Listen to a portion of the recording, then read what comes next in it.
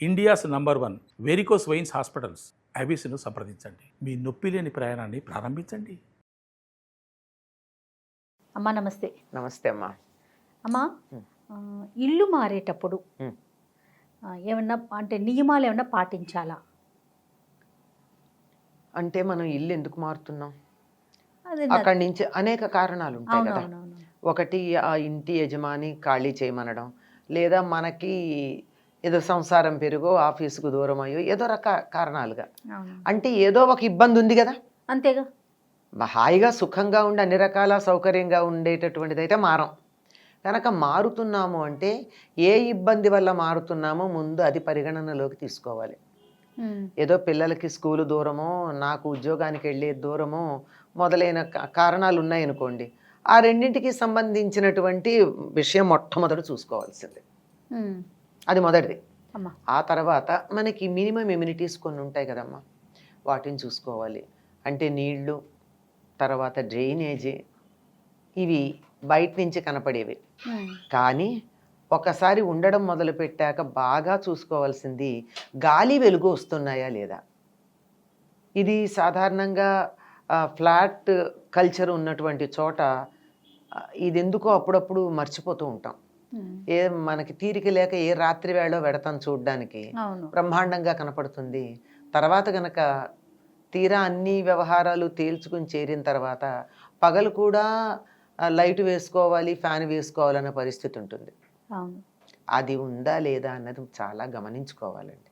ఇంకా తర్వాత వాస్తు నమ్మకాలు ఉన్న వాళ్ళు అది చూపించుకోవాలి. కానీ వాస్తు కూడా ఏం చెప్తారు అంటే 1000 గడప దాటినటువంటి గ్రామాల్లో పూర్తిగా వాస్తు గురించి అంత పట్టింపు అక్కర్లేదు అన్నారు. వాస్తు అంటే అసలు ఏమిటి? వసువు అంటే ఉండడం, ఉండేటటువంటి దానికి సౌకర్యంగా ఏర్పాటు ఏది ఉంటుందో అది. అంతేగాని వాస్తు ప్రకారం నువ్వు ఈ తలుపు అక్కడిది అంటే ఇక్కడి నుంచి వంటింట్లోకి వెళ్ళడానికి 3 మెలికలు తిరిగి వెళ్ళేటట్టుగా పెడితే అది వాస్తవదు కదా. అవును. అందువల్ల ఉండడానికి సుఖంగా ఉండేటటువంటిది, సౌకర్యంగా ఉండేది. దాని ప్రకారం కూడా వాస్తుశాస్త్రం మూలాల్లో గనక వెళ్ళి చూసినట్టయితే గాలి వెలుగు ధారాళంగా ప్రసరిస్తూ ఉండేటటువంటి పద్ధతికే వాళ్ళు ఏర్పాటు చేసింది. తలుపెదురుగా తలుపు ఉండాలి, లేదా కనీసం కిటికీ ఉండాలంటే ఏమిటి? వచ్చినటువంటి గాలి మళ్ళీ ఇలా వెనక్కి కొట్టుకుని వెళ్లకుండా అలా వెళ్ళిపోతూ ఉంటే తాజా గాలి వస్తూ ఉంటుందని అర్థం. అట్లాంటివి చూసుకోవాలి, మినిమం అవి. అదేవిధంగా ఈశాన్యం ఒకటి కాస్త ఖాళీగా ఉండేది చూసుకోవాలి. ఈశాన్యం ఈశ్వరుడి యొక్క స్థానం, దైవానికి స్థానం కనుక ఈశాన్యం వైపు మనం లోపల, ఇంటి లోపల పెరడు అవి ఉంటాయి అని ఊహించటం కూడా చాలా తప్పు, ఉండాలని అనుకోవడం కూడా తప్పు ఈ కాలంలో. కనుక ఉన్నంతలో ఆ ఈశాన్యం చాలా అంటే లోపల వైపు అయినా ఉండి దేవుడు పెట్టుకోవడానికి అక్కడ కాస్త చోటు ఉంది. అంటే మనకున్నటువంటి స్తోమత కూడా ఆలోచించుకోవాలి. నేను ఇంత ఏదో 3 పడగదులు ఉన్న ఇల్లు అంటే అది వేరే మాట. అట్లా కాకుండా 1 బెడ్రూమ్ ఉన్న ఇల్లే నేను చూసుకునే పరిస్థితులు ఇవన్నీ చూసుకోవడానికి వీలు కాదు. కానీ ప్రత్యేకంగా ఒక గది కాకపోయినా ఒక మూల, ఆ ఈశాన్యం మూల కాస్త ఖాళీగా ఉండి దేవుడి పటమన్నా పెట్టుకోవడానికి వీలుందా అది అన్నది గమనించుకున్నట్టయితే మిగిలింది బాగుంటుందమ్మా. గాలి వెలుగు ధారాళంగా ఉండాలి, ముఖ్యంగా వంటగదిలో. అది గమనించాలి. ఎందుకంటే వంటగదిలో గాలి సరిగ్గా గనక ప్రసరణ లేకపోతే తలుపులన్నీ వేసుకుని గనక మనం వంట చేసుకుంటూ ఉంటే రకరకాలైనటువంటి ప్రమాదాలు అవుతున్నాయి కదా. ఏవో గ్యాస్ సరిగ్గా కట్టకపోవచ్చు, లేదా కొత్తగా ఉంటే లీక్ ఉండొచ్చు, టప్పమని ఇలా క్లిక్కర్ వేసినా, స్విచ్ వేసినా కూడా ప్రమాదం వస్తుంది.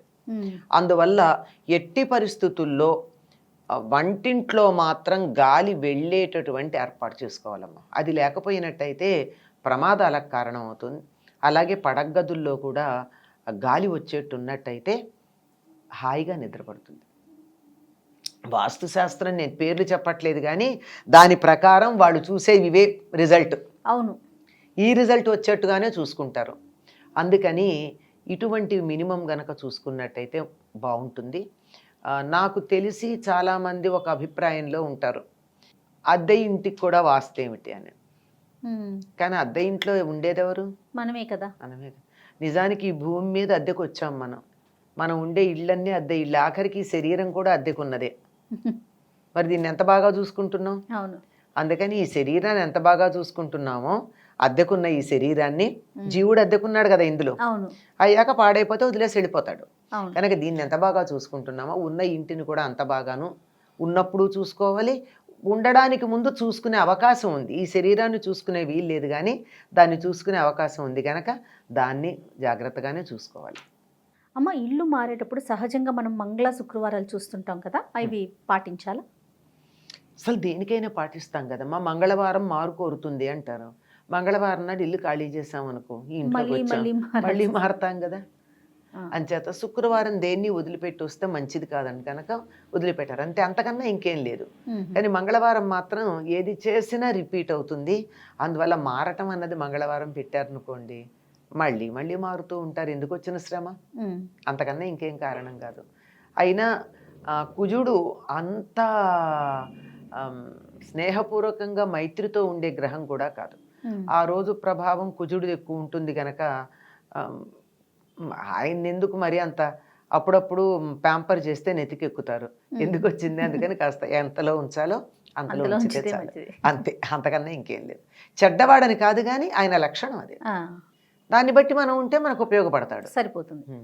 అమ్మ, వీటితో పాటుగా మనము అద్దె ఇంట్లోకి ప్రవేశించేటప్పుడు కూడా ఏమన్నా నియమ నిబంధనలు ఉంటాయా పాటించాల్సినవి?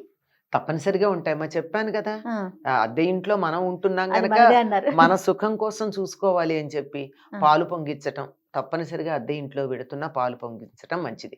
ఎందుకంటే పాలు ఎలా పొంగాయో అందులో ఉన్నటువంటి వాళ్ళ జీవితం కూడా అలా సంతోషంగా ఉప్పొంగిపోతూ ఉంటుంది అని చెప్తారు.